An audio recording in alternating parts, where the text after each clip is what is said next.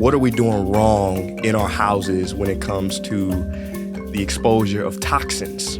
How can we protect ourselves from these devices? What's wrong with Skittles? Why can't we can't taste the rainbow anymore? What's going on?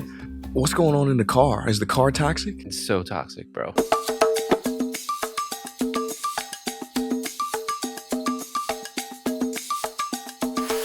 Are you thinking of the kid thing eventually? I can only think about now, and now it's not a thing. Yeah, you have to stay now. Yeah. I didn't think I was going to have a third. My wife did, it's like none of it's planned. It's just like what's laid into your heart, and it's like, I got to have a third. Yeah. Might have another one? No, can't. Okay. It'll beat my wife's body up. Especially now, today. Got it's just hard. Yeah. It's hard on you. Yeah. Yeah. Well, so yeah. It's a heck of a initiation. Yeah. That's for sure.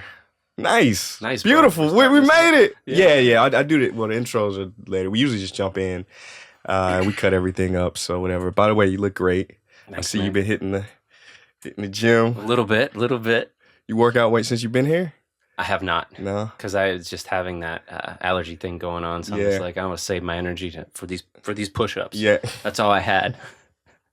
You made me go slow too. The key to doing a lot of push-ups, you got to spring. Yeah, you spring off the bar. Yeah, you got to spring. But when you go slow, it's like, okay, that time under tension, you get fatigue. I was like, fatigue. I try to do, I like to try to do everything because I'm getting older. I'm 48, so I like to try to do everything where it creates functional for me, functional strength, core strength, because I lost, doing biohacking, I lost my core. I got all injected up by the same guy that did Dave Asprey and Ben Greenfield, and he injected me all up.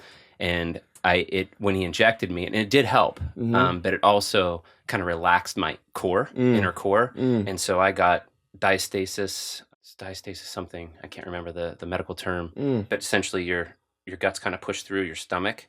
Diastasis something. My whole core and psoas and like all that inner core. It's not these are this isn't your core. I mean, there's the muscles that are underneath. Just relaxed, and so my back kind of swayed, and then I got low back issues. And from the trying to biohack. Yeah, well, because I should have.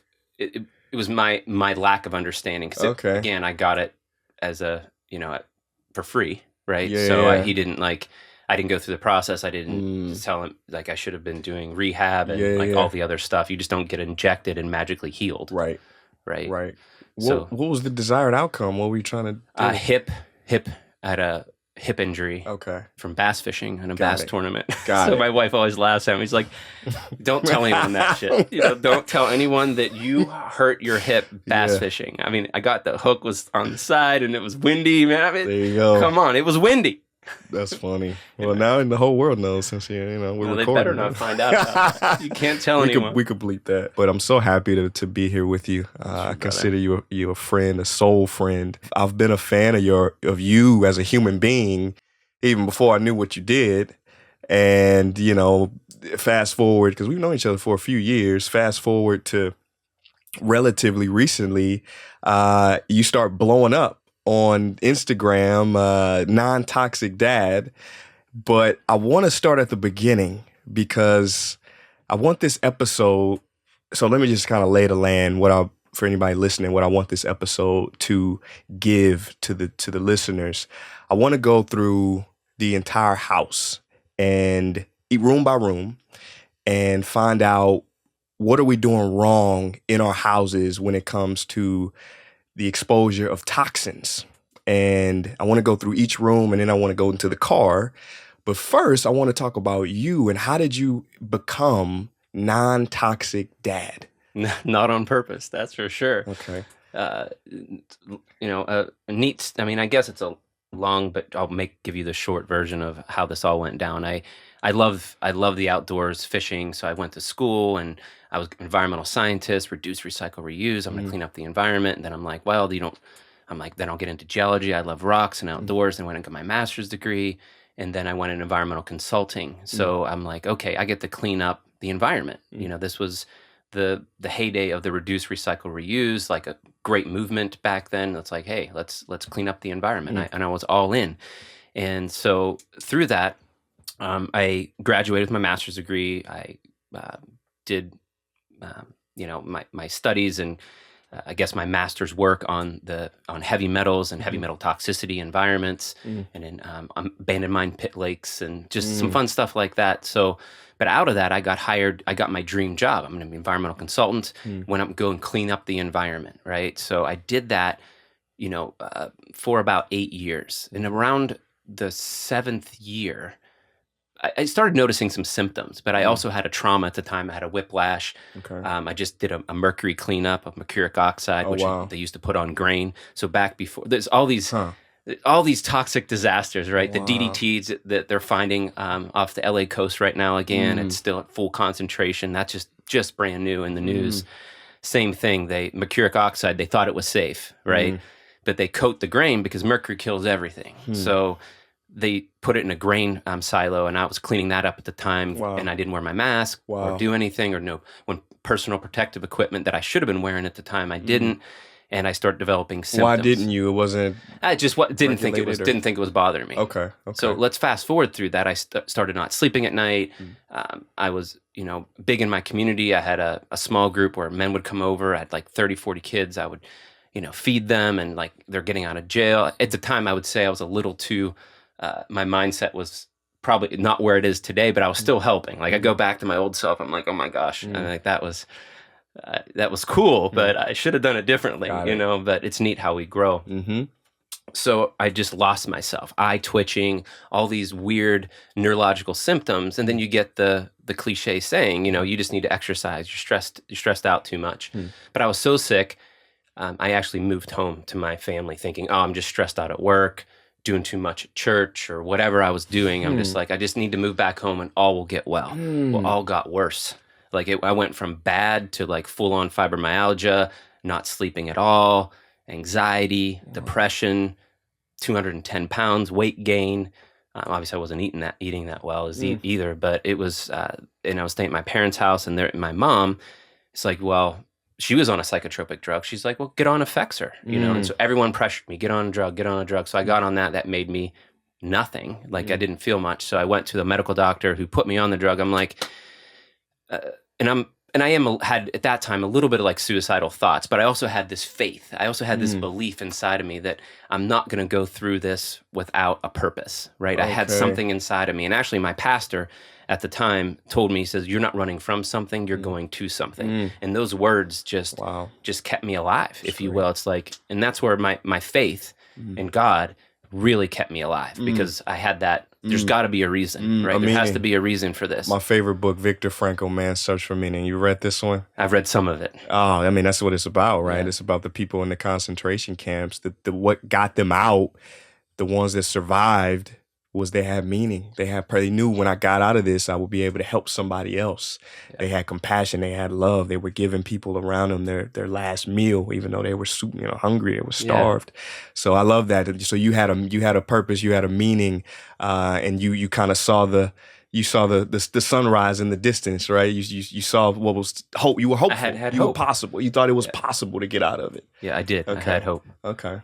But at the time, you're in it, just like anything else. Like we're all in bad situations. We talk about all these toxins, but there's hope. So we'll get into all the hope when it comes to this stuff. But moving back to that, I remember being so sick that I literally had this great religious prayer life and read my Bible, and I was like that kind of guy. Like I'm not like that now, but I had all these practices in place, which I thought were good, and we're gonna do something. I mean, they're good things. I'm not doing it, but my heart wasn't right in it. Like I thought it was going to make me better, or I was checking off a list. Okay. So, but the neat thing was in this, one of the great takeaways that I think that the listeners can grab onto is that I realized that God loved me no matter what, no matter what I was doing, what I was feeling, and I could be mad. I said, I wouldn't pray much anymore. I was so sick, man. I mean, I wore a donut. I had fibromyalgia. They tried painkillers, all this stuff. And I did it for a month. I went to the medical doctor to close that loop. I said, he asked me if it was working. I said, well, maybe 5%, just to be nice. I said that. I said, maybe 5%. And he's like, good. Stay on it the rest of your life. Most people are on 3 or 4 drugs. I actually heard that come out of his mouth. I'm like, what about this? I'm doing this research. What about this Mercury stuff? He's like, that's all. And I was a skeptic, trust me. Like when it came to this natural health stuff, I was a skeptic. Like when I did my first heavy metal urine challenge, I sent a split test, not only to the lab, doctor's data, I sent a split test to a lab in Idaho where I used to send my environmental samples. Wow, okay. So that's how skeptical I was of this stuff. So going back to that, I wasn't able to do all these religious practices that I once did, but I would say a prayer. I cried out like David did, if you will. I said, God, heal my body that I may praise your name once again, because I'm effing pissed. Like, what the heck is going on? There better be a purpose. Like, I'm like, there better be something on the other side of this, because this is bad. Like, all my hopes, all my dreams, getting married, gone, right? I stunk. I didn't sleep. I couldn't look people in the eye. I was abnormal shyness, like all these weird neurological symptoms. Like, I'm an absolute mess. It's hard to imagine. Like, I like sometimes when I get symptoms or something's wrong, it reminds me of the ditch I came out of. But I do remember coming out of the ditch. I do remember reading this quote that I had in the Bible and reading it and said, God, you did it. I feel better. I'm sleeping through the night again. You did it. And I just wept. I'm like, I'm on my path. You did it. Like, but it took my effort. It wasn't this magic thing. I mean, this is a controversial thing. So many people pray to God for healing, but they're not doing the things that it takes to get well. They're not removing, but usually because of lack of understanding. That's why we listen to podcasts like this. It's not like to blame or to shame. Yeah. But the thing is, when you hear information here today on your podcast, do something with it. If it's emotional toxicity, if it's the toxicity that we're going to talk about, it's because we don't know any better. I didn't know any better. I was drinking Mountain Dew. Like, I was doing all the same things that everybody else is doing in the world. There's no blame or shame, but get educated. Yeah. You know? Yeah. You know better, and then you can do better. What's the old saying? Faith without works is dead, and so is works without faith. And I think you're a perfect example of that balance. You had the faith, and then you did the work.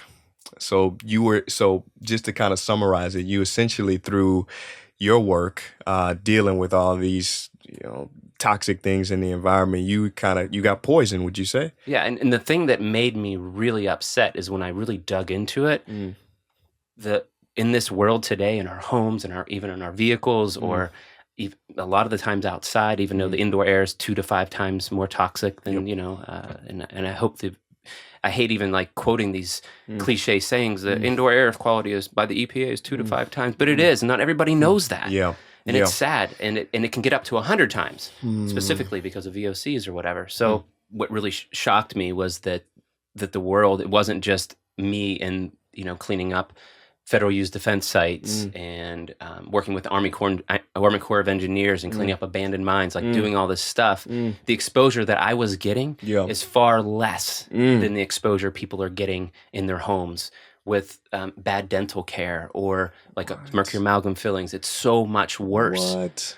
If I took a mercury meter, and you have silver amalgam fillings in your mouth, and I took a meter that I had, that I would use, and you drank a cup of hot coffee and you had a couple amalgam fillings, it would exceed the EPA air quality standards for breathing mercury vapor by like it's between 50 and 100 times, something like that. Like, so your indoor air quality of your mouth is now absolutely toxic. And one of the big ones that, if there's biggest toxins, I think heavy metals, because they're neurotoxins, they trigger genetics, they kill your gut microbiome. Like, heavy metals are nasty.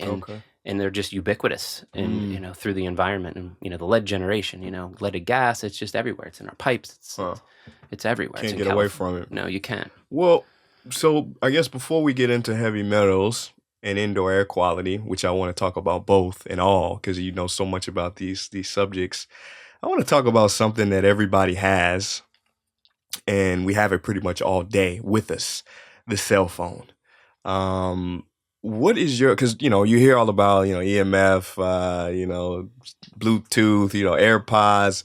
Talk to me a little bit about these devices that we carry around with us every day. We use when we're working out. We're always on the phone. How should we be using these devices, and how can we protect ourselves from these devices? Yeah, that's a very controversial thing. This is gonna stir it up, and I'm gonna give you what I do and what I believe to be true based on the research I've done to date. So the reason you have the on the Apple phone, why you have that cancer warning, is because they've classified RF frequency which is an EMF, RF EMF, electromagnetic field. The reason that's on there is because they did some studies and it's probable that it will cause cancer. So some researchers, it's probable. Probable, not possible, because there's a difference. Yeah. Probable is kind of likely, right? Yeah, it's likely that it'll cause cancer. It's not, but they want to shift it. There's two different layers in there. It's like goes from probable to something else and then to does cause cancer. Yeah. Or maybe probable was the second, but it's the first of the three. Wow. But the researchers, in the research that I read, they actually want it to go all the way. Like it does cause cancer, right? So that's why it's there. Now, does it disrupt your sleep? Yes. Circadian rhythms, any frequency, right? Energy, right? So what we tell ourselves, if you tell yourself you're going to have a bad night's sleep, you're telling yourself you're going to have a bad night's sleep. So I remember when I was sick, I tried to tell myself that I'm going to have a good night's sleep and it didn't work. But so there is this toxicity component. They say positive thinking doesn't always work. Negative thinking always does. Right? Yeah, there it is. There it is. So one of the things that I've noticed in my research too is when you plug in the iPhone, it has two prongs. So it's not grounded into your outlet. So when you plug that in, it puts out an electrical field that can disrupt your sleep. So that's another hack. If you're going to do a hack with it, it also produces electric field, not just an RF frequency. And all of this, guys, distance is your friend. Okay. Because that frequency, that field, that electric field can dissipate 2 to 3 feet, sometimes a foot away. Okay. So don't have it next to your head. Okay. And then when you're on, the radio frequency is you get a foot or two away, and you're holding it in your hand or holding on a stick. Okay. You're not going to get affected by it. Speakerphone. Yeah, just speakerphone. So it's just another toxic frequency to your cell and to your body, right? Do you sleep with the phone in the room? I do, but I go one step level higher than all of this because I want where I sleep to be a sanctuary. That's 8 hours to 10 hours, because if you lay in bed, you're talking to your wife, you're hanging out, the kids are coming in, right? You might be there 10 hours. That's a big chunk of your day. And you're not standing in front of next to an electric frequency all day or electric field all day long, right? But if you have that phone next to you and it's on, right, you're going to get RF frequency, you're going to get electric fields. It's just not good. So what I do before bed, I bought a switch, and you can do this yourself, but I literally have a switch and I push a button and it shuts off all the electric in my room. Okay. So it eliminates all magnetic fields and electric fields. Huh. And there's enough research. This isn't woo-woo science. There's plenty of science that says these things affect your sleep and your melatonin levels. And then there's other research that says, we're not really sure. But there's some that say low frequency, like low levels, low electric field exposure, or low levels of magnetic field exposure, two different things. I'm not an electrical engineer. I talk to them. Yeah. But they're two different fields. They're two different frequencies, and they all affect your sleep and your circadian rhythm for sure. It makes sense, right? It makes sense to me. And, I have a science degree, but listen, I can't speak fluently about, the electromagnetic spectrum and all of these things, but I look at life and decision-making as risk and reward. What's the risk of just turning everything off? Come on, yep. What could be the reward? Better sleep? You wake up fresher? Come on, it just makes sense. It's just a simple thing. I feel like it's a small step that could have a big change in somebody's well-being. And that's perfect. Perfectly said. That's what people need to hear. You don't want to live in fear. It's like, oh my gosh, my cell phone.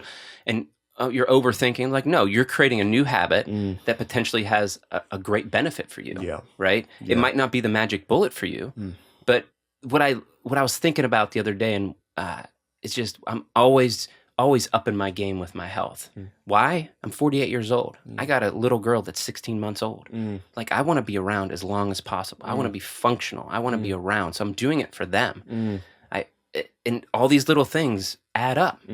Our toxic buckets, right? This invisible electric fog. It has impact.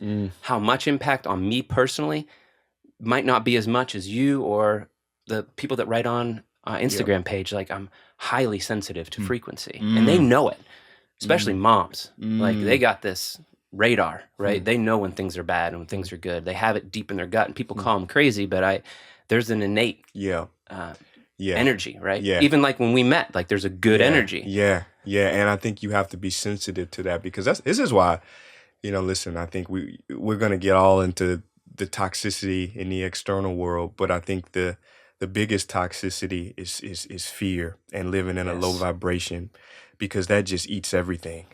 And so when you can meditate and when you can become sensitive, you trust yourself, you trust your intuition. I think science has kind of become a religion. I think future humanity is going to look back at today us and say, we worship this thing. And, I believe science has definitely done great things. Science is just a process. It's the empirical pursuit of what's true, what's real. But we have limits when it comes to our devices to measure what's real, right? So we also have a body, which is, some say 150,000 years old, 200,000 as anatomically modern humans. We have a wisdom within us. And it goes probably millions of years before that, whether you believe in whether we evolved or we were placed here or whatever the origin story is, we have a wisdom within us that I think we don't trust today. And I think what you're saying is, we talk about mothers, their sensitivity. We have to trust our gifts. We have to trust our inner wisdom, and not just, we have to consider the data, consider the evidence, but also kind of feel into it.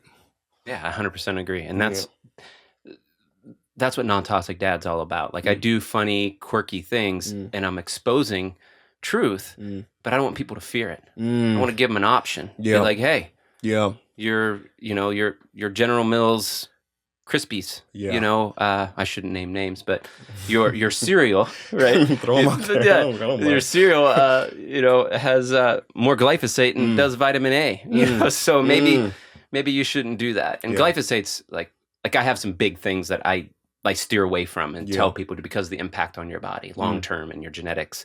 Heavy metals being one of them, glyphosate's another. Certain seed oils, obviously, because they congest your cells.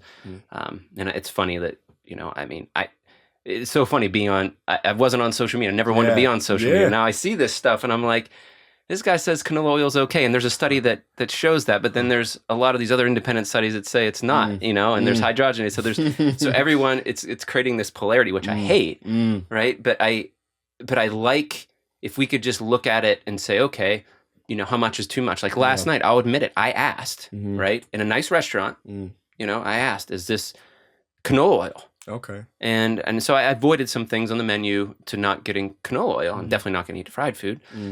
But she brought the salad, right? And she's like, I'm so sorry, that has a little bit of canola oil. Did I still eat it? I did. Yeah. And typically, I'd like to avoid it, but my body can handle a little bit of that stuff. So I'm not living in fear. It's like I'm still going to enjoy life. You know what I mean? I want to, in that. That's it. It was so freeing. Like if you're like anti all this stuff, that's great. And some people need to be, because this is their congruency. If they're a congruent influencer, they have to live that life. But if every once in a while you can say, you know what? I trust my body enough. Oof. Come on. It can handle that. Hormesis, right? Isn't that what it's called?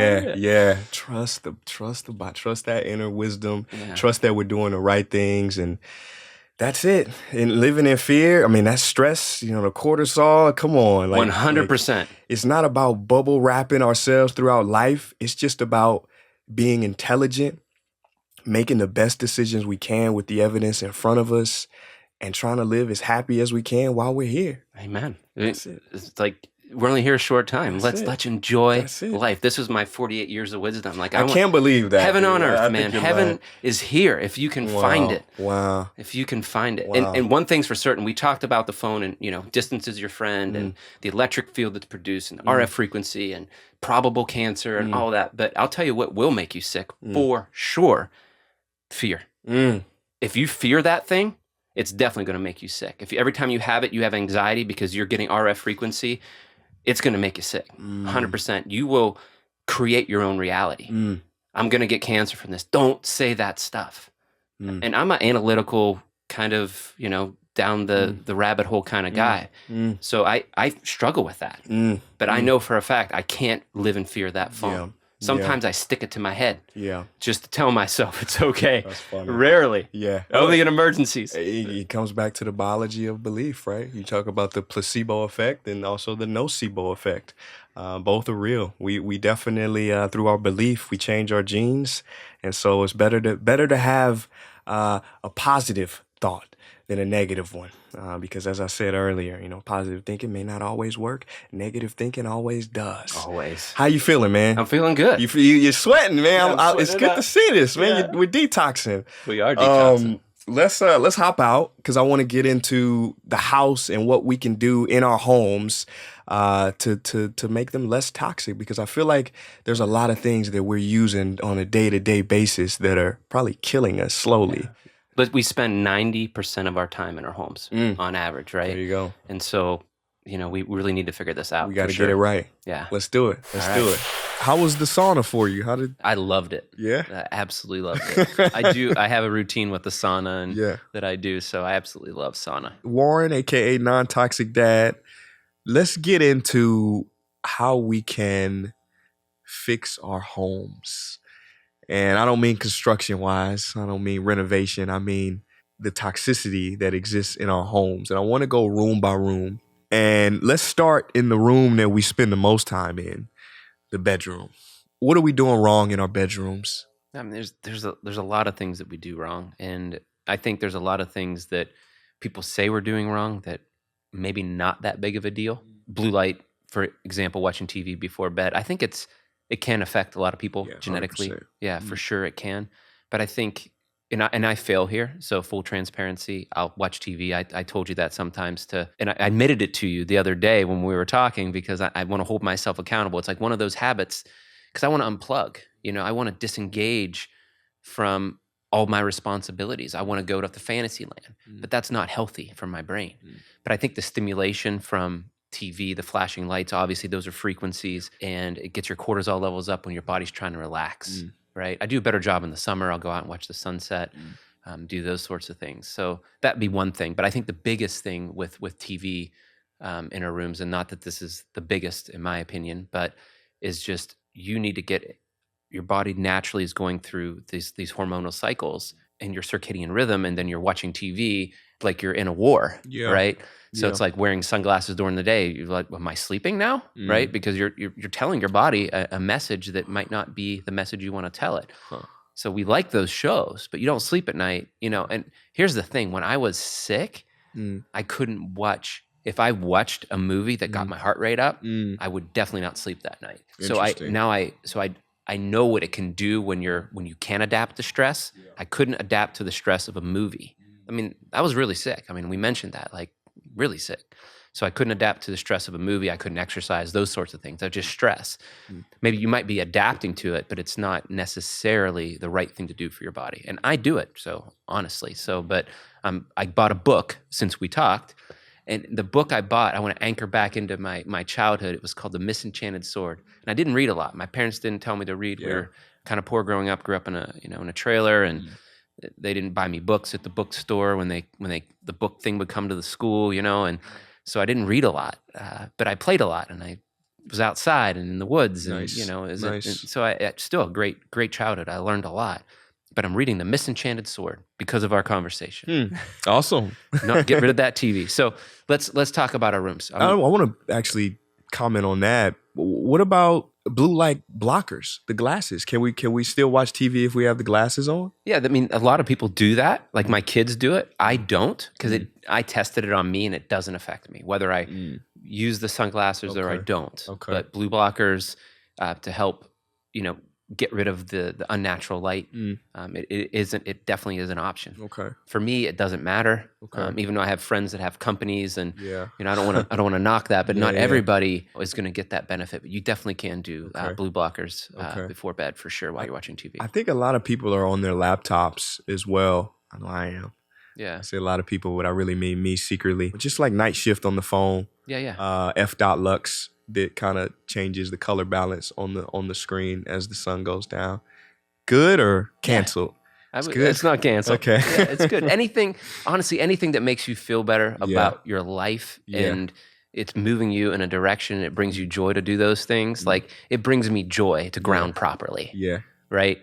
To discharge the positive electrons that you're getting from electronics and getting those good, healthy, negative electrons from the Earth's natural magnetic field that we've evolved or adapted or we're born with, however that goes.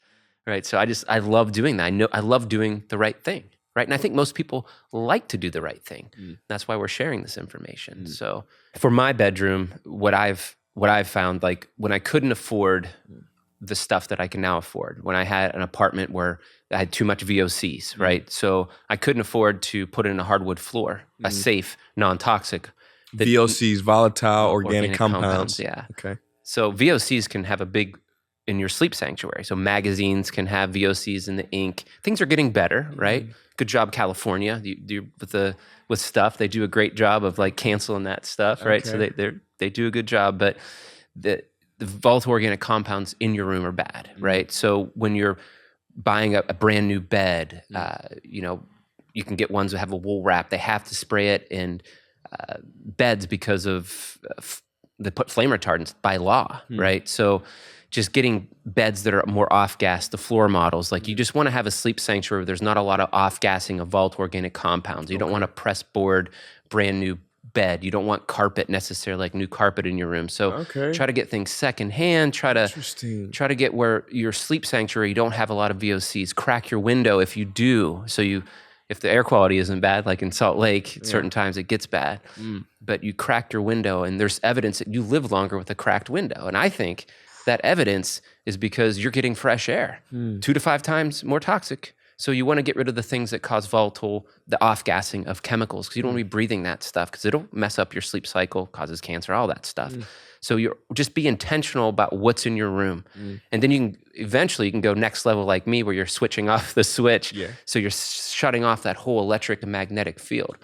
And I'll tell you something about that. There's a grounding craze going on right now. And what folks don't realize, if you don't have a good electromagnetic hygiene or electronic hygiene in your room where you haven't eliminated the fields and then you ground, there's a couple studies that show you become a rod, like a conduit, a conductor of those electric fields in your room. What? So it's actually working against what you want to do because you're grounding, and now the path of least resistance, the field's going to go right through you. So that's a mistake in the grounding craze, and I've been studying that as well. That's why I bring it up. It's just fresh topic. So when you're grounding, using a grounding pad, if you have good electric hygiene in your room, you're shutting off, or you're from distance away from the wiring. If you get a foot or two away, you're good. You don't have your phone next to you. You don't have a clock. You don't have these fields, especially non-grounded field with a clock. It only has 2 prongs. It's creating electric field, a little night light. It's creating electric field, and you're grounding. It's going to find you. Wow. So you just got to be smart. Like all this stuff works, but we overdo it. Like we're wearing blue light glasses all the time. Now you're missing out on some of the blue light that you need. Like it's just the same thing. We got to, these things are good for us. These biohacks are good for us. But the things that matter most, crack your window. Wow. Right? If you can just go to your breaker box and shut off your electric at night. Maybe if you do it 3 or 4 nights a week, it's just a habit, right? You have to go downstairs and you do it, but now you're getting exercise. Look at it as a positive. It's part of my nightly routine. Ground. Look at the sunshine when it goes down, but make where you sleep a sanctuary. Make it safe. Awesome. So that you enjoy, that whole process.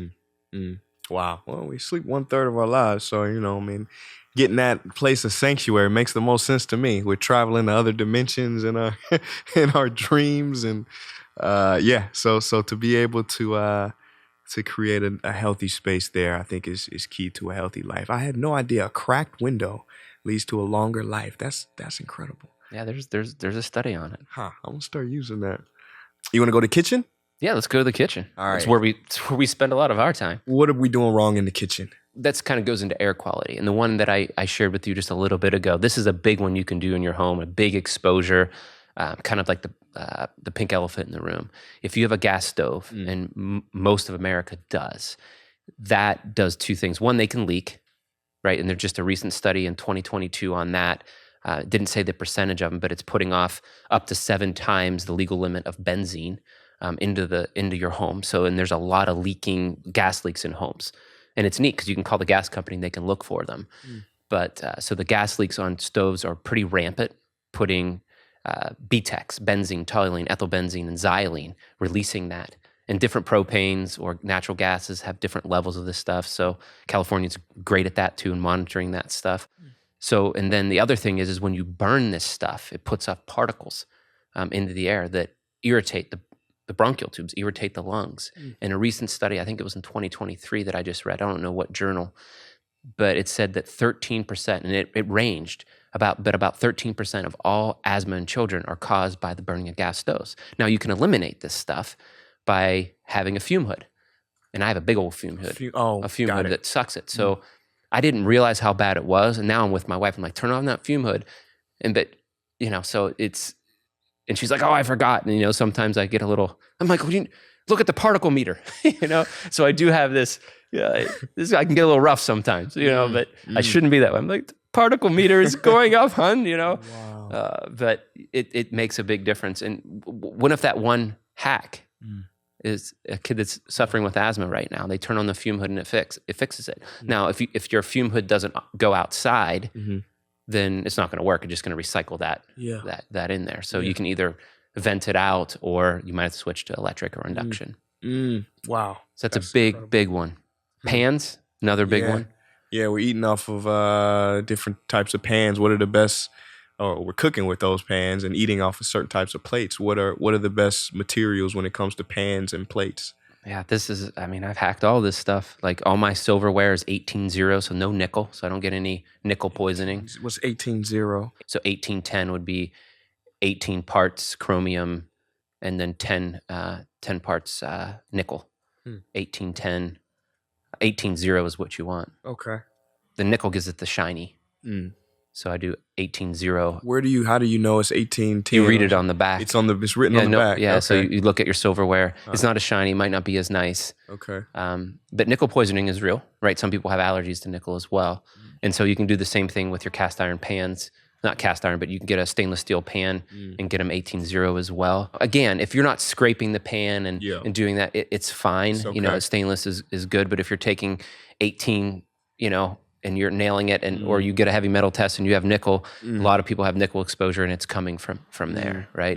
It's nickel is a toxic heavy metal, right? It's what I measured for in soils when I was doing abandoned mine cleanup, along with arsenic and lead and mercury and those other ones. I was watching a video of yours, and you mentioned the dishwasher. So many of us have dishwashers in our homes, and you said when you open the dishwasher and air comes out, or hot air comes out, this isn't good. Especially if you have non-filtered water that has chlorine or chloride, chlorine in it, and that mixes with toxic soap that you're using, and then you open it up and it puts out a big toxic fume into your home that when I remember I was a kid, I'd pull it out and it'd get right in my face, and I love it. It's so cool, mommy, look, exactly. It's awesome, but it's a toxic bomb for sure. Wow. And it would, if you measured, it would fill the room, but open a window. Go with natural dishwasher. That's an easy switch, this for that. Instead of Cascade. I remember I love the marketing. This is so good, right? Shiny crystal, like ding, ding. It's like, but it's toxic, right? Wow. I mean, when I go to restaurants, I get anal sometimes. I told you not to live in fear, but I'll put a little sparkling water, rinse it around and dump it out so I don't have the residue on the cup, but that goes back to using that stuff. You're still going to have a residue on all your stuff with the chemicals that got it so sparkly and clean. Smell good, and smelling clean doesn't mean it is clean. I mean, it's a big one. People, when I was raised, the more Cloroxy it smelled, the better. We did a good job. I remember one time I was cleaning my bathtub in my little house I bought in Missoula, Montana. And I remember getting sick. I was mixing soft scrub and, different chemicals. I'm going to get this, It was so bad. So bad. Didn't know any better. Well, you did a video on a few popular kitchen. You did one on Kerrygold butter, and I think it was Skittles recently. Things that, we have in our houses and consume sometimes on a daily or weekly basis. Maybe start with the Skittles. What's wrong with Skittles? Why can't we can't taste the rainbow anymore? What's going on? We can't taste the rainbow, man. So it's really funny and there's other influencers that do a really good job of this, looking at all the ingredients that are banned in Europe and they're still allowed here, right? And, California's maybe banning Skittles because of the ingredients in other products, in soups and gums and packaged foods that contain these toxic chemicals, because they're known carcinogens, they're known neurotoxins, and we're getting away with it here. So the neat thing is about educating people on those choices is that people vote with their dollars. So if Skittles goes down, they're going to buy out a natural fruit, organic, healthier snack, right? Another fruit option. And they're still going to be just fine. You don't need to support Skittles. You don't need to taste the rainbow necessarily, right? There's all kinds of really healthy options. And guess what? Real fruit. Like when you get rid of those excitotoxins and those chemicals that excite the kid's brain, that's why they cause behavioral problems. It's an excitotoxin, excites them. It gets them like, ee! And they do all this testing to see how much it'll cause you to be addictive. If a Pringle, you can't just have one. Well, they did a study on, behind the scenes, they did their food additives and, okay, I'm going to put this on that, and that's going to create an addictive, Pringle chip. They weren't lying to us. Once you pop, you literally can't stop because you're addicted. For me, I open up a regular bag of potato chips, and every once in a while, I'm looking at the camera. I'm used to looking at the camera. I mean, sometimes I'll do a whole bag. I'm not going to lie, but I often don't. But when you love real food, like it's amazing. When you change your taste buds, it's amazing how delicious the world is. Like it's really cool. So it can happen, and it's not hard. Like it's tough at first. I mean, you literally set your kid's palate in the womb. Like what mama eats, there's studies that show it actually affects. I sent it to my wife. Like the first one we were crazy, the last one not so much, right? But I was like, a little over the top, just like in my early Jesus days, I was a little over the top, but I calmed down now. I live in the reality, I let my kids eat chips. And my wife, they can do whatever they want actually, but they choose a non-toxic lifestyle, right? We in our home, and this gets into more into parenting, but we focus on the solution, not the problem, right? We don't talk negatively about Skittles or what something else is eating. No, we just focus on the solution. The solution is to make healthy choices and then let people see how we're living our lives and see if they want to choose to do it the same way that we're doing it. So healthy snacks can be easy, and your kids' palates can change. It might be a little bit of work. I know it's hard. We're busy. We have 2 jobs, like all that stuff. But the consequences of not showing our children how to eat and live right, it's either pay now or pay later. I mean, there's disease waiting on the other side of eating this stuff. There's no way to avoid. There's no way you're going to live a healthy 100 years eating that way. Or you can make the choice, you know what, I'm going to eat and live the way I want, but I'm going to enjoy life till I'm 50. But sometimes I've talked to these people, they're like, Warren, I wish I would have listened to you, in the end. Wow. But there's a lot of real fruit. Fruit's meant to be eaten too. Yeah. I mean, and make it juicy and delicious for a nature's reason. dessert, man. I think you're right. I think you can, and I've experienced this when I've just retrained the taste buds. People say, "Oh, I don't like that," but what we like is an acquired taste. It is. So you can reacquire a different taste to something that might be better for you. It's possible. And I don't think people know that. We're kind of just I think these advertisers, companies, and marketers don't want us to know that. That's why they spend all these millions of dollars with the scientists, the chemists to addict us. Yeah. But there's another way, and I think eating real food is definitely key. I call it just eat food that rots. Yeah. That's a simple way to put it. Can I take that? I like that. You got it. Hashtag it's all yours. Yeah. Let's get into vehicles, cars. I read one study. It says we spend about 4 years of our lives in our car. Yep. What's going on in the car? Is the car toxic? It's so toxic, bro. It's so bad. The new cars have the Prop 65 warning on them. California may contain chemicals known to cause cancer. Not just in the state of California, but everywhere. Little inside joke. The funny thing about Prop 65 is they have to put that warning on if there's nickel inside of a hanger that, a little hook that you're going to hang your jacket on, they still have to put the Prop 65 warning. You're not going to grind that up and eat that nickel. It's completely bound. So there's that side of Prop 65. And then there's the great side of Prop 65 where it's saying, hey, the chemicals in this car, that new car smell, are known to cause cancer, right? So I try to avoid buying new cars, but the new car smell that everybody loves that we brag about, the new car smell is not good for us. It is not good for us. And neither are those little air fresheners. I'll tell you funny stories about that next. It'll be a funny story. Proposition 65 labels, like we just bought a new car. And typically what I do, I personally won't ride in the new car. Like, and if I do, I put the windows down. But what a lot of time, if you do buy a new car, I call it cooking the car. So I cook it. I like to buy it in the summer, put it outside in the heat, turn the car on, don't get in it for a while afterwards because it's just off-gassing all those chemicals, the glues, the foams, the electronics has all the flame retardants on it, and it's just off-gassing like a champ. So if you buy a new car, you can literally just cook it for weeks before you get in it. Keep your old car, don't trade it in, sell it online, get more money for it, and just cook the new car. And then that's an option. And that's what I usually do with my cars, and it really does work. You don't want to ozone it because ozone actually can cause the molecules to be more volatile and smaller, and it can be not good. There's some research on that. So the ozoning in the car, not a good idea, but just cooking your vehicle or buying used, which is a great financial idea because as soon as it comes off the lot, as you know, that's a financial decision. I think the reason people do that is we want to feel successful, right? And a car is like, homes are the same way. We get that sense of security. Yeah. But it's like, I made it, I got a new car. Yeah. No, you just got a car payment. You just lost $4,000 or $5,000 of your money that you're gonna have to pay on by the time you pay it off. Yeah. If it's a $20,000 car, $30,000 car, you're gonna double that. Yeah. I drove cars, even when I had a little bit of money, I'd have to put oil in, and it's kind of bad for the environment, but it's what I had to do to invest into my family and eat the way I wanted to live. I just made healthy eating. I told my wife this, no matter what, we're going to make healthy eating a priority. We're never going to skimp on food.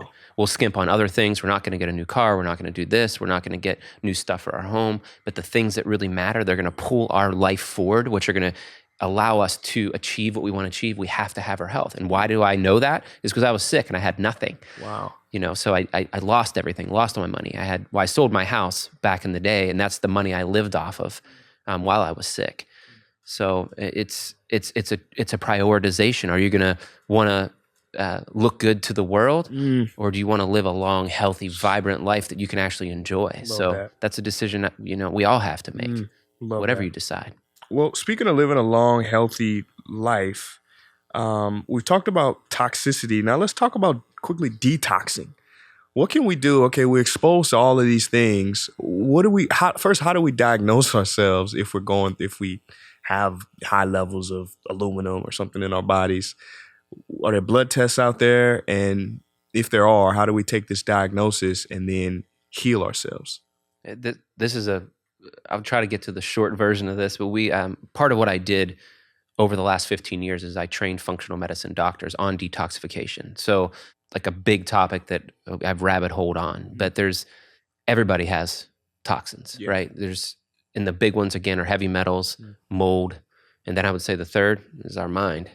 Like when I look at the big hitters, heavy metals, like I said earlier, neurotoxins, they melt your neurons, they hormone mimic, they block cell-to-cell communication, they trigger disease, autoimmune, they kill especially mercury, kills your microbiome, which your microbiome fingerprint, if you have someone who has diabetes, they have a fingerprint like this in their gut. If they're obese, they have a fingerprint like that. If they're healthy, they have a fingerprint like that. So the microbiome is huge. That's why I don't like glyphosate, because it destroys the microbiome. Stephanie Seneff's work is amazing if you want to read up on it. I like to say that everyone is toxic. We all have a bucket. And I think genetically we're born with a bucket that is genetic to us, right? And then our mom starts filling that bucket. So like I think I mentioned to you, or I just mentioned it in a video on my Instagram, is that my mom had 14 amalgam fillings. And there's clear research out of a prestigious journal, FASB, that shows the more amalgam fillings in mom's mouth, the more mercury is going to be in my hypothalamus, pituitary, my brain, and all my organs. So I was born with all of that in my body. So it's from womb to tomb. So when I was preparing to have children, my wife detoxed prior to. What did she do? Well, she did heavy metal detoxification. She took products that I developed to help people with detoxification. Obviously ate a clean diet.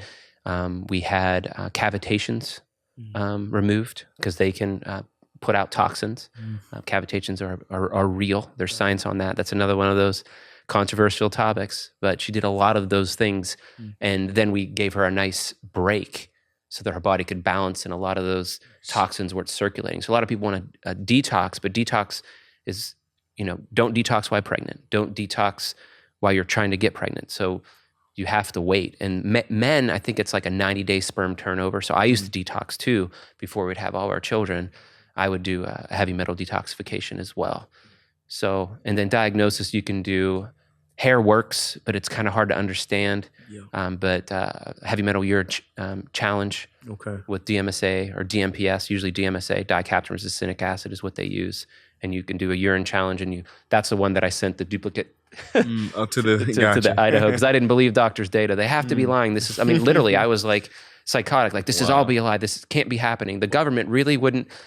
There's no way they would do that. Wow. Like, that's literally, like, that's crazy to say, but I was like, I couldn't make that shift. Like, I can't believe they would allow amalgam fillings in someone's mouth. And I'll tell you the story. I didn't believe it so much. I called the lab and I said, I'm getting this test. Does a mercury amalgam fillings really give off mercury in like your testing? And they're like, oh yeah, we test for, I think it was the Spokane Federal Aviation, like one of the bases there. And they're like, oh yeah, we test the water supply that has to come out for, government regulation, and it's loaded with mercury. And I'm like, so the dental tray, so the stuff after grinding and they're sucking it all out, just loaded with mercury, of course, right? Because of the grinding on it. And then also what they told me, they have to do cradle to grave RCRA hazardous waste testing on the mercury amalgam fillings. So when they do it, there's a special test you have to do to shake it. It's like a little shake in weak acid to mimic it being in the environment. So they take the amalgams, they run the test, and it puts off all kinds of mercury. So it's a test that you have to do on the hazardous waste. You have to have that data on it, and it has to go to a special class 3 landfill so it doesn't leak out. But you have to have that document of that initial test to say how much was in that, and they have to keep track of all that at the waste facility. So the amalgams themselves, when they run this T-clip, that's what it's called, toxicity characterization leaching procedure. So they leach the mercury amalgams with this T-clip analysis. I used to do T-clips on when I was getting rid of hazardous waste, and whether it can T-clip and have to go to a class 3 landfill or a class 2. So every time they T-clip a mercury amalgam filling for disposal at the dental office, it has to go to a class 3 landfill, and it T-clips bad. Like you get elevated levels of mercury. So that's when the awakening happened. That was like one of the wide open, like, I got to think about this stuff. I got to start digging in and looking into this myself. I just can't trust what I'm being told. And then when that medical doctor told me, you're going to be on this the rest of your life, I'm like, I am suicidally sick, and I'm 25 years old, and this is the best you got. I'm like, there's no cause. He's like, no, it's not that. That's all, that's all made up. I'm like, that's when I got pissed and really started digging in and start believing this stuff is really makes an impact. So people can say that I'm crazy, but most of what I'm talking about, or I would say all of what I'm talking about, is backed up by facts. At least the facts that I'm finding. We all read differently. We all look at things differently, and we extract information to confirm our own biases. Of course, we're all human, but man, this stuff's for real. Yeah. Wow. You really have to be your own doctor in this world. Be your own physician. Because nobody's gonna know your body like you will know your body. So getting in touch, being sensitive to what's going on within you, I think that's the number one most important skill. Yeah. Because without that, you don't have the awareness. Yeah. You just think, oh, it's just the way it is, and you can't tell what's off. Yeah. And I think too, just to add to that, is the self-responsibility piece. Is like, we don't want to take self-responsibility for our health. We want to health. We want to rely on the medical doctor. We want to rely on other people and the medication. It's like, you really need to be self-responsible for your health. No one cares about you like you. Yeah. No one cares about the entrepreneurial business that you're creating more than you. Yep. Like, no one cares about your kids more than you, right? And you have to care about yourself. You have to love yourself enough. You have to, one of the things that I used to sit knee to knee with sick people, and I'm like, and every time I'd say this and they don't want to do it and they're making excuses, I'm like, honey, you're worth it. You're worth it. And they'd start crying and they'd be like, that's my problem. My husband says that I'm crazy. My husband says that it's bullcrap, but I know it's worth it. I know that I'm worth it. I know this is going to make a difference. So I think these outside influences really stop us from making these decisions because we don't believe you're worth it. But you are worth it. Your health is worth it. That intuition that you know that's inside of you is worth it. Don't do it out of fear. Do it out of delight. Do it out of the opportunity to the love that you're going to give. That's going to come out of this decision, the roots that you're going to lay for your family, your foundation. That's legacy. That's what I love. I think one of your videos talks about really what legacy is. It's not about money. It's about investing into your family, your friends, your children. That's your legacy. Money does nothing for legacy. 100%. 100%. Wow. Let's play a little rapid fire game. I call it the 5 bests. What's the best advice you've ever gotten? Oh man, I get a lot of one-liners. Same for my team over here, for my Instagram team over here, or my social media team. A mutual friend of ours, listen to learn, not to respond. Yeah, love that's a huge one. So is it something that I've learned in?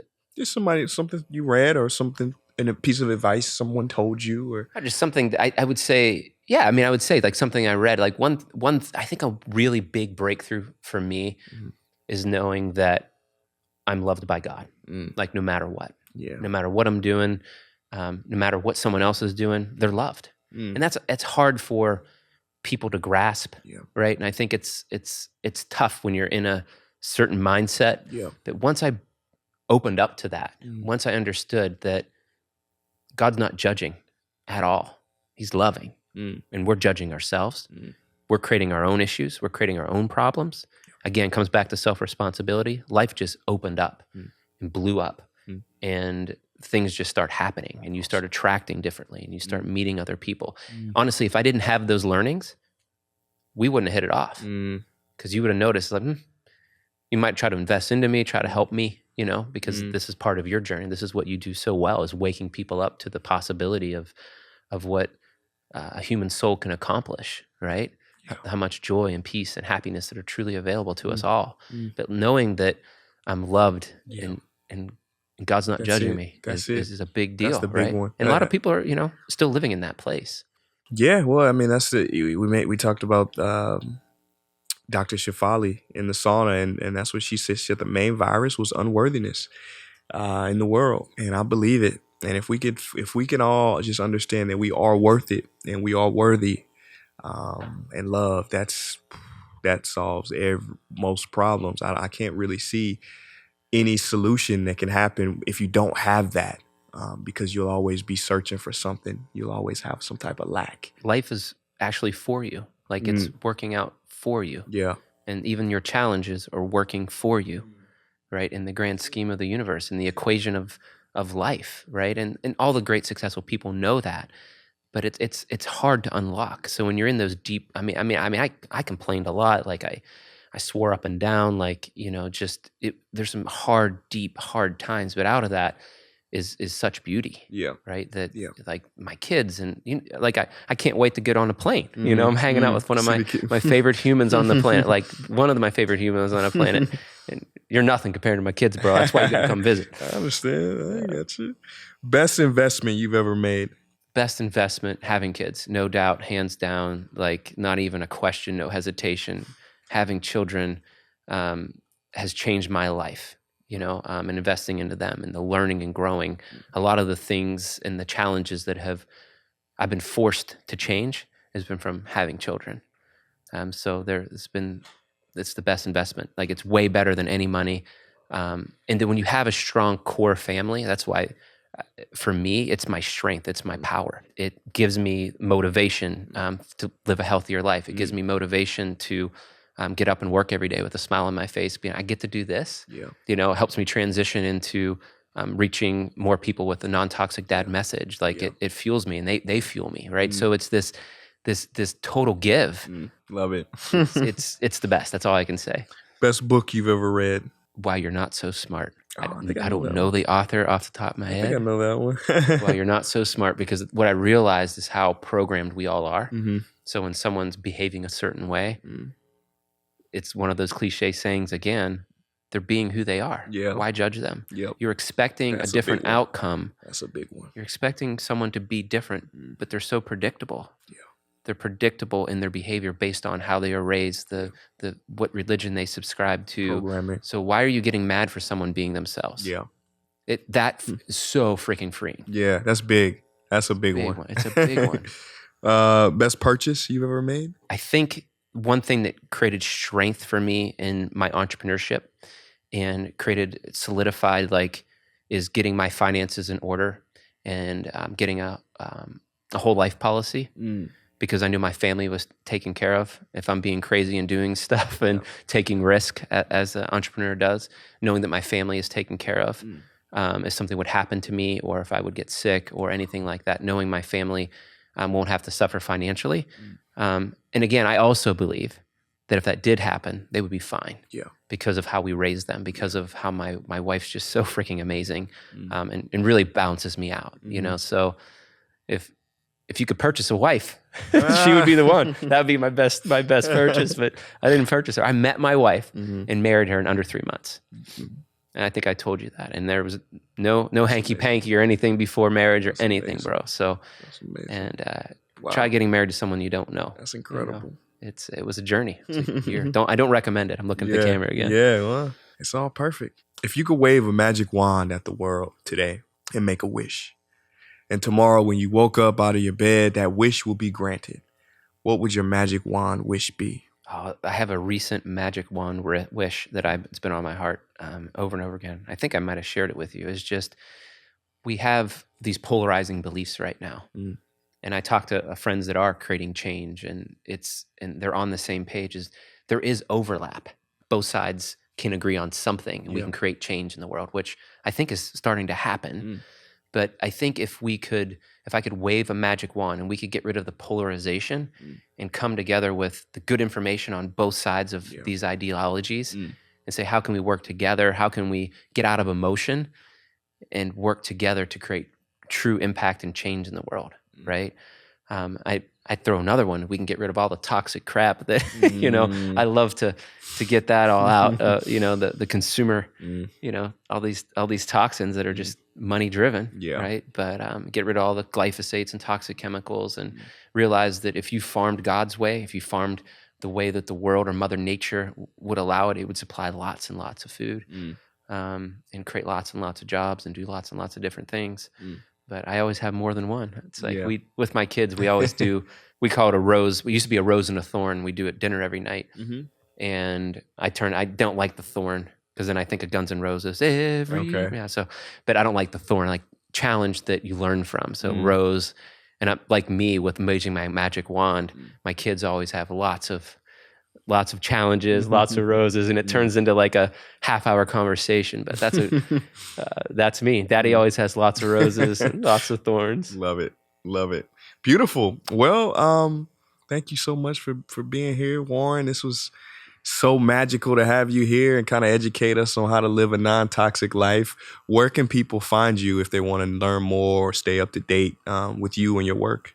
Just on just all the social media channels, NonToxicDad handle. My team is because that's a new thing for me, and I'm just honored and privileged to be here with you, bro. I mean, this is a long time coming. Yeah, long time coming. Well, thank you for being here. You flew all the way here for sauna sessions.